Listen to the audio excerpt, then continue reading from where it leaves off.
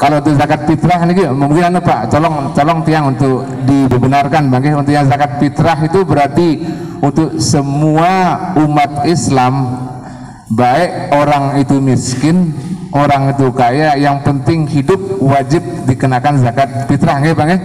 Nah, ini dia, itu nanya saya.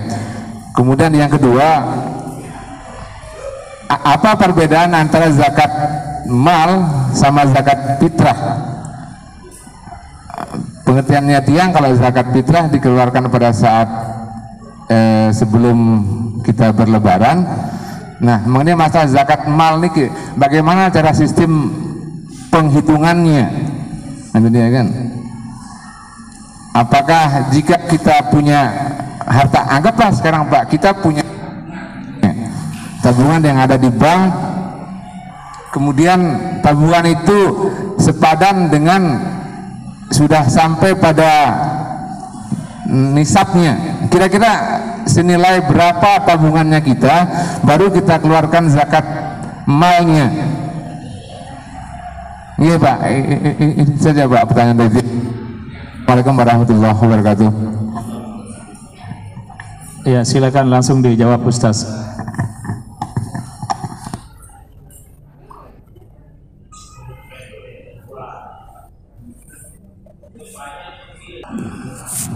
Terima kasih Pak Haji.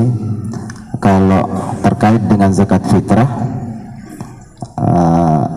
seperti yang kami sampaikan tadi, bahwa memang setiap orang yang mengaku Islam atau yang beragama Islam, ketika mendapatkan dua sisi tadi itu, maka sepanjang dia mampu dan punya kelebihan, karena diantara persyaratan baru wajib zakat fitrah ada 3. Pertama harus Islam, kemudian wabiguru bisyamsi min akhiri yaumin min syahri Ramadan, kemudian yang terakhir adalah wujudul fadli, ada kelebihan sisa pada hari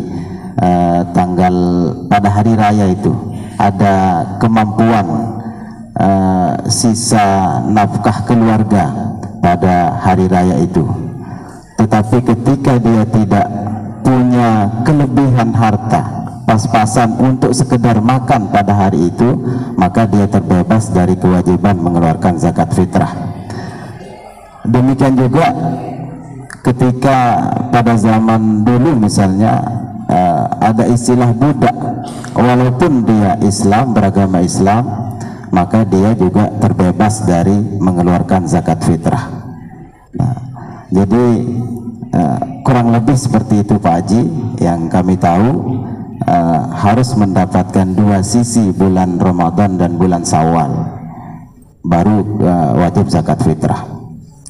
Kemudian terkait dengan zakat mal, yaitu zakat harta, yang terkait dengan uang misalnya, seperti yang apa yang disampaikan oleh Pak Haji,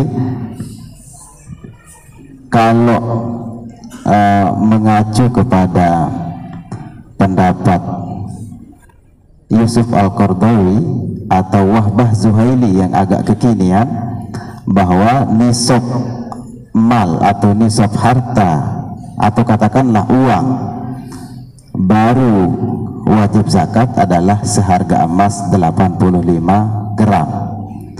Ketika harga emas 1 juta misalnya, maka 1 juta kali 85 gram sama dengan 85 juta.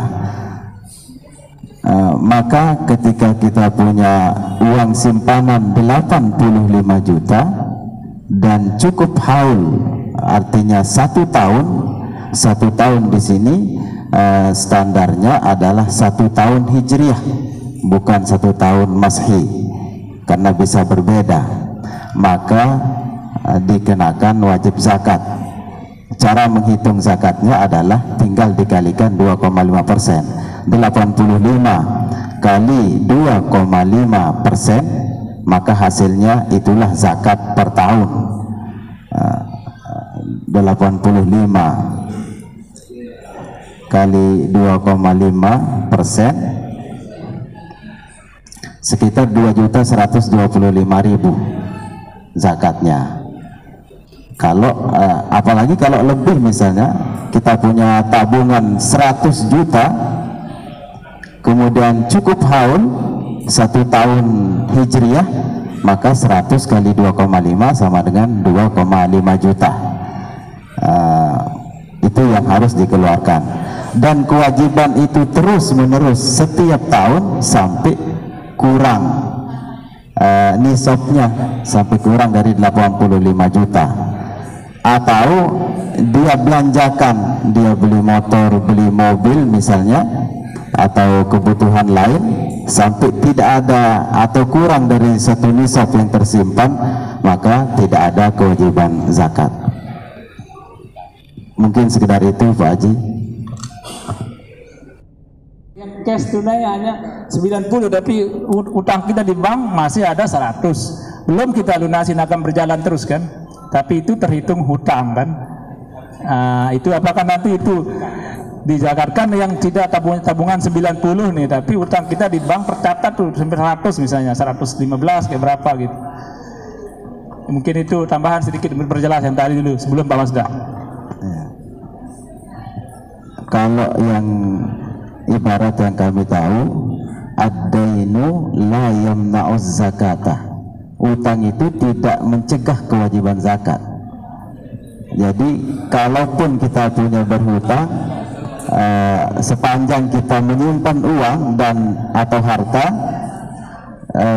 dan harta itu benar-benar milik kita atau milkut tam istilahnya, sepenuhnya itu adalah milik kita, maka hutang itu tidak menghalangi kewajiban zakat, karena zakat itu juga adalah hutang kepada Allah. Maka hutang kepada Allah ahakku, lebih berhak, lebih pantas untuk ditunaikan ketimbang hutang kepada manusia. Jadi ad-dainu la yamna'uz zakah, hutang tidak menghalangi kewajiban zakat. Tetapi kalau hutang dalam 1 tahun itu, kalau itu yang kita pakai untuk membayar hutang simpanan kita dengan setoran per bulan misalnya, sehingga dalam 1 tahun itu kurang dari 1 nisab, maka terbebas dari mengeluarkan zakat. Kalau itu yang dipakai untuk membayar hutang dan belum cukup haul misalnya, maka tidak wajib zakat kalau sampai kurang dari 1 nisab. Kurang lebih Pak Humas. Ya, lanjut. Terima kasih Pak Humas. Poligami baik. Assalamualaikum warahmatullahi wabarakatuh. Yang kita sama-sama hormati Bapak Kepala Madrasah Sanawiyah dan Bapak Wakil serta yang tanyakan Niki Ustadz. Yang pertama masalah zakat fitrah Niki. Yang pertama di dalam keluarga.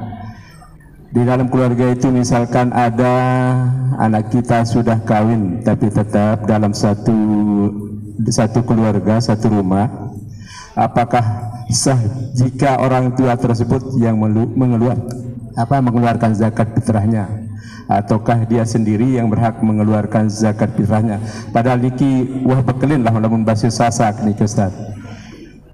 Yang kedua, misalkan ada orang yang meninggal dunia di hari pertama bulan puasa terus meninggal dunia, apakah wajib dikeluarkan zakat fitrahnya? Nah, ini saja, terima kasih. Assalamualaikum warahmatullahi wabarakatuh.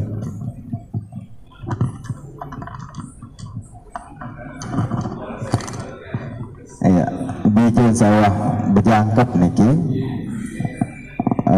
Yang punya kewajiban adalah yang bersangkutan, karena sudah dewasa, sudah balik, apalagi sudah menikah.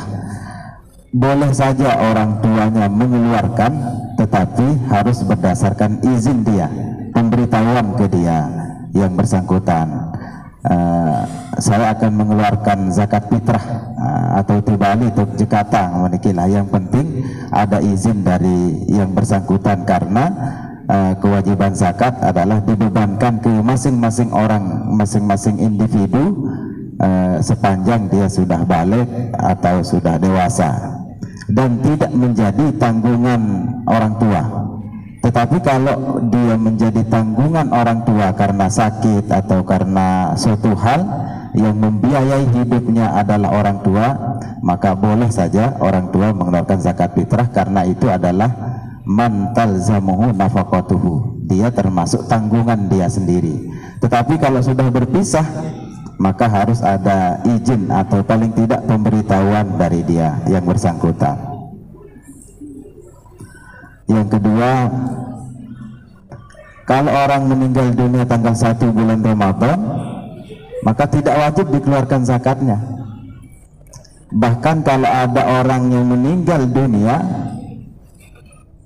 5 menit sebelum malam lebaran